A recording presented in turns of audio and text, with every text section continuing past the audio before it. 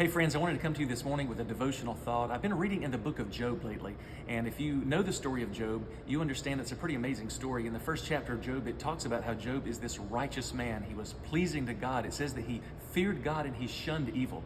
He was righteous, and God esteemed Job so highly that he had blessed him more than anyone upon all the earth. And read the story. In the story, it's pretty amazing that Satan comes before God, and God actually offers up Job and says, Satan, have you considered Job? Have you considered how righteous he is? And he actually gives Satan permission to go and attack the life of Job. Job loses everything. He loses all of his possessions. He was a wealthy man, lost everything. He lost all of his family, his children. He lost his health. And he went in this long season of just literally, Job was wanting to die. He was in such misery that he just wanted everything to stop. And it goes through the whole book. And I kept asking God, because when it gets to the end, we know the story that Job gets blessed in the end. In the end, when God shows up, Job actually gets blessed double, the Bible said. And I kept asking God, like, what was the point of the whole story? Like, God, why was it? Job was already a righteous man. He already had a faith in God. He already understood how big God was and how powerful he was. What was the point of allowing him to go through all of the testing and all of the pain and all of the trials? What was it at the end? And as I was reading the story, I kept asking God, like, what was the point? And so this morning when I was reading, in the end of the story, God actually shows up to Job. And he demonstrates, he talks about how powerful he is. And he shows up in this mighty storm. And Job is there before God saying, God, I don't have anything to say. I realize how powerful you are. The fact that I even question you, God, makes me want to repent. And he did. But then I got to this. And this is what really I want to leave you with this morning.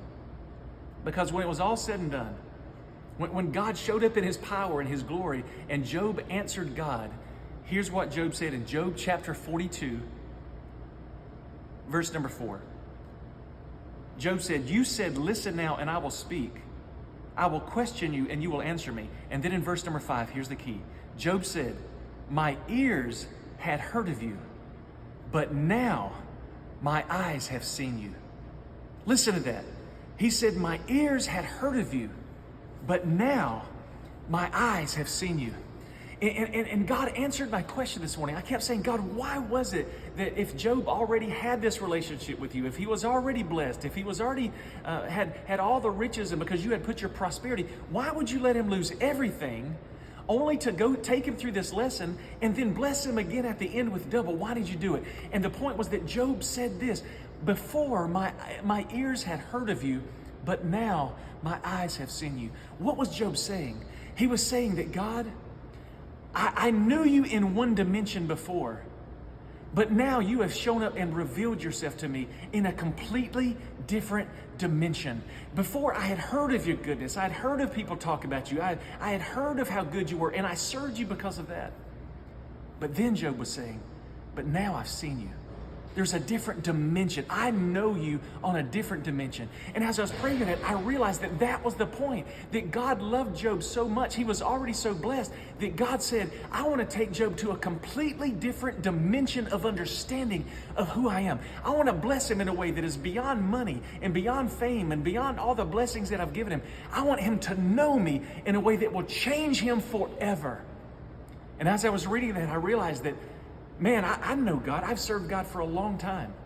Some of you have already given your life to God. You've heard sermons, you've been to church, you've heard about Jesus, you've got a relationship with him. But I realize, do we know God on the dimension that he wants us to know him?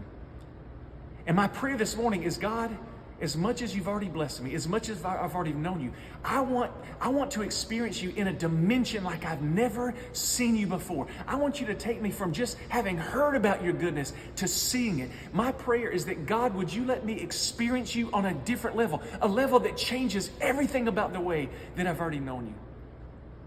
And maybe, friends, maybe that's a prayer that you want to pray.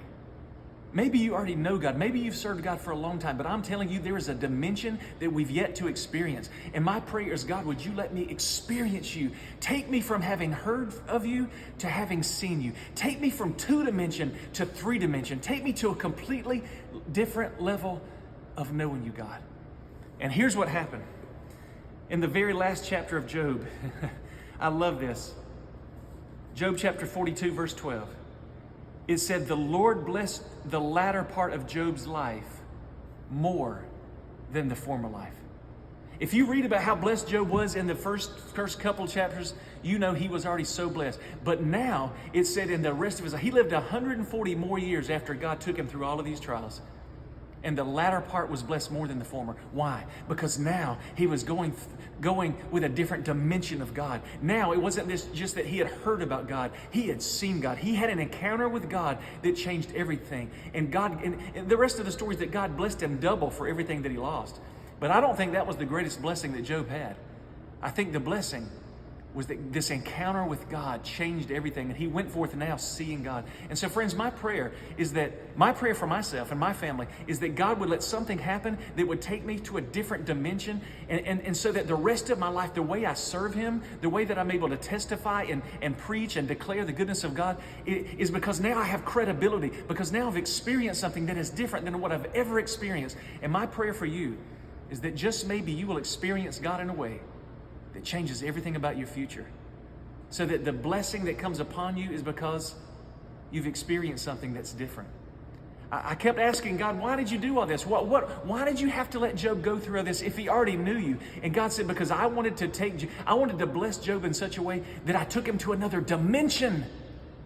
And my prayer for you is that your relationship with God can go to a completely different dimension.